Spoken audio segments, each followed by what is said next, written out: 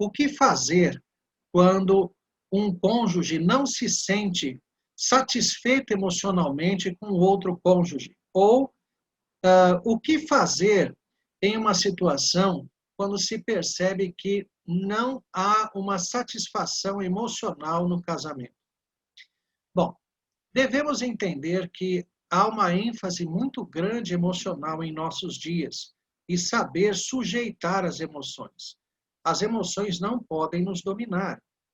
Basta perceber, por exemplo, que há coisa de 50 anos para trás havia casamentos arrumados, arranjados, onde o homem e a mulher às vezes nem se conheciam. Nas escrituras eram assim.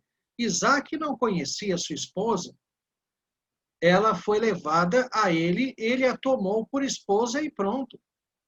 Então, devemos entender que há uma supervalorização das emoções em nossos dias, a ponto até mesmo das emoções corromperem as ações, porque acabam validando até mesmo atitudes erradas. Hoje, se você disser que fez, mesmo que a maior aberração por amor, se não for validado o que você fez, no mínimo, vai perder enormemente intensidade, porque foi feito por amor. Então, entendamos isso. A virtude, ela está centrada em uma ação, em um comportamento adequado conforme a Escritura, não em emoção propriamente dita. A emoção desacompanhada de ação é pura hipocrisia. Se eu olhar, por exemplo, para alguém e perceber que a pessoa está necessitada e sinto no coração, então, aquele compadecimento, tá, e daí? O que foi que eu fiz? Isso resultou algum benefício à pessoa necessitada? Absolutamente nada. Isso serviu apenas para que a minha consciência possa, pelo menos aí, ter uma chance de dormir mais tranquila. Não fiz nada. Então, muitas vezes, os nossos dias são recheados de coisas assim, as virtudes se transformam simplesmente em emoções, emoções que são desacompanhadas de qualquer obras. Bom, basta lembrar, por exemplo, que para Agostinho, o homem perfeito é o homem cuja razão domina as emoções. Para Agostinho, vejam que coisa interessante. Quando o homem caiu, as emoções assumiram o controle, ou pelo menos interferem diretamente na razão. E isso, para mim, é a expressão do que está nas Escrituras. O homem hoje, o homem caído, o ímpio especialmente, tem a cobiça, são as vontades, é o campo subjetivo, é isso que determina. E isso, as suas cobiças, os seus desejos, as suas vontades, agem contra a sua própria razão, aquilo que ele acha que é certo e errado. Bom, então veja, a primeira coisa então afirmar é que nós não podemos seguir a presente sociedade e valorizar exageradamente as emoções. Um casal, para que viva até mesmo feliz no casamento, não precisa ser meloso, não precisa ter uma emoção forte no relacionamento. Né? Às vezes se confunde, por exemplo, emoção no casamento com paixão. A paixão, segundo os estudiosos, ela passa. Aqui no Brasil, tradicionalmente se fala que a primeira crise do casamento se dá aos 7 anos. Acho que antigamente, hoje já está um pouco mais rápido. Mas por que isso? Porque se fala que a paixão leva de 3 a 7 anos para passar. A pessoa apaixonada, ela age de forma diferente do normal. Ela está disposta a fazer sacrifícios, a se dedicar muito mais do que ela faria normalmente. Quando a paixão passa, então, ambas as partes no casamento passam a ter um comportamento em relação ao outro muito mais sóbrio. Então, o que é isso que está se perguntando como necessidade emocional? Será que é uma mulher que quer ver paixão no casamento? Será que é um homem que quer ver a sua esposa muito mais ativa, até mesmo em questões sexuais? O que é isto? O que é que se conceitua como esta falta da questão emocional?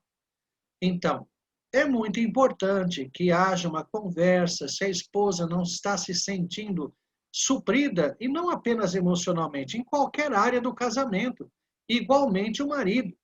Se um dos cônjuges se percebe não satisfeito com o desempenho do outro, deve ser conversado. Isso tem que ser ajustado. Agora, é muito importante entender isso. Né? Qual é o limite dessa satisfação emocional? Né? O que é isso? Né? Não existe um padrão exatamente, então temos que ter muito cuidado para não se impor até mesmo alguma coisa que seja um grande esforço para outra parte. Isso não vai durar muito tempo. Né? Outra coisa que deve ser considerado: se você casou com uma pessoa que era assim, se você já sabia, se é esse o caso, então você deve buscar em Deus forças e alegria até mesmo para aceitar a pessoa como ela é. Né? Então, eu não sei o caso específico, poderia ser muitas outras situações, muitas outras, eu não sei, mas é muito importante levar essas coisas em consideração. Em relação a essa não satisfação emocional, reparem, nós temos nas Escrituras Jesus dizendo, no Sermão do Monte, no capítulo 5, no verso 31, também foi escrito: aquele que repudiar sua mulher, dê-lhe carta de divórcio. Eu, porém, vos digo: qualquer que repudiar sua mulher, exceto em caso de relações sexuais ilícitas, a expõe a tornar-se adúltera, e aquele que casar com a repudiada comete adultério. Então, vejam, o repúdio se dá no casamento quando uma das partes não quer contato com a outra, não tem mais intimidade no casamento, nada. Às vezes, casais que preferem até dormir em quartos separados, começam a ter vidas separadas. Isso é repúdio. Não é necessário até mesmo a pessoa sair de casa para se caracterizar o repúdio. No entanto, essa questão de falta de satisfação emocional não parece ser o caso. Parece que uma das partes não está satisfeita com o comportamento da outra.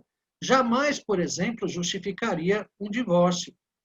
Apenas nas Escrituras, a relação sexual ilícita, que é o adultério, bem como o abandono, apenas nesses dois casos é que é possível a parte que foi traída, no caso de um adultério, ou abandonada, no caso do abandono, se casar novamente, debaixo da bênção de Deus. Então, tenham muito cuidado para não exagerar as coisas em uma sociedade extremamente emocional. Lembrem-se que os antigos viviam casamentos muito menos emocionais. Eles estavam preocupados nas suas responsabilidades conjugais. Cada um vivia operando aquilo que era necessário ser feito, a mulher mais ligada à casa, o homem mais ligado ao suprimento, e assim foi. Não havia esse romance, essa coisa intensa que hoje é pregada. Isso é um fruto de Hollywood a partir dos anos 50. Isso não existia, não era dessa forma. Então temos que ter cuidado para não basearmos a felicidade do casamento em meras emoções. Não é isso. É possível um casamento feliz, abençoado, sem emoções exacerbadas. Então, volto a dizer, não sei o caso específico, mas é muito importante o casal sempre conversar para que haja sempre uma tentativa de ajuste, né, de ambas as partes, mas não se esqueçam que hoje em dia vivemos uma sociedade emocional e a emoção, então, ela é colocada como o critério da felicidade e não é bem assim. Então, é muito importante analisar, colocar a emoção no seu devido lugar e exaltar coisas que são mais importantes até, como a fidelidade, como o respeito, como a dedicação ao lar, ao próprio casamento, ainda que não haja uma emoção tão visível. Tá bom?